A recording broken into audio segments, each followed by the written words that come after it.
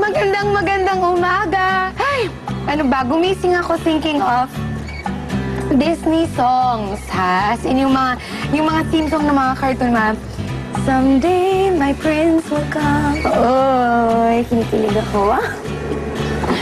Kasi all of us naman, may time naman talaga that we hope that somebody will find us, diba? Pero sabi nga nila, don't look for love because it will come to you. Siyempre, minsan hindi maiwasan na maghahanap ka talaga ng something na yung wala ka habang lumalaki ka. You know, just make sure that you love the person for who he is.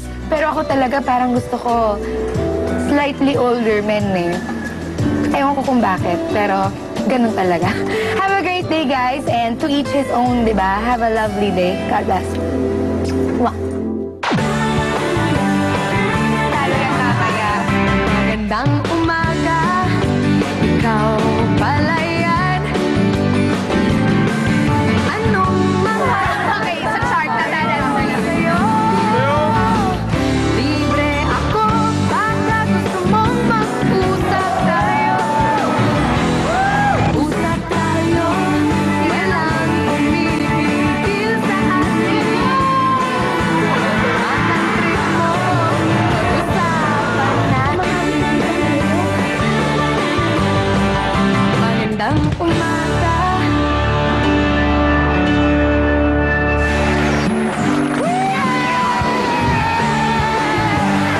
Hi! Hello! Kamusta naman tayo sa super another level na to? Kaya naman makasali na sa kwentuhan ng totoong pinagdadaanan, totoong nararamdaman, simpleng palitan ng karanasan, simple at totoo. Ang Simply Casey!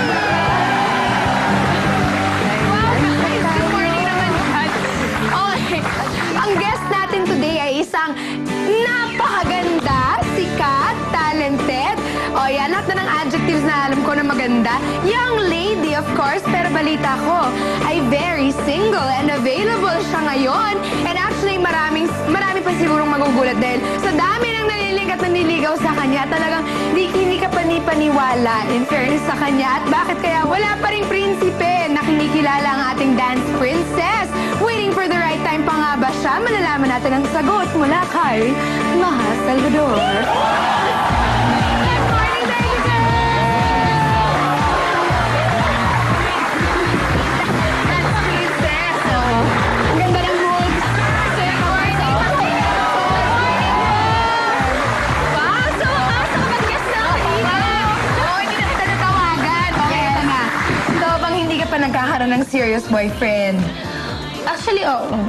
Hindi ko kasi masabi na boyfriend talaga. Kasi, di ba, pag sinabi mo kasing boyfriend, yung gusto ko talaga yung na-announce mo na, boyfriend ko talaga si ganyan. Pero ano kaya ang mga possible reasons kung bakit hindi ka pa nagkakaroon ng boyfriend?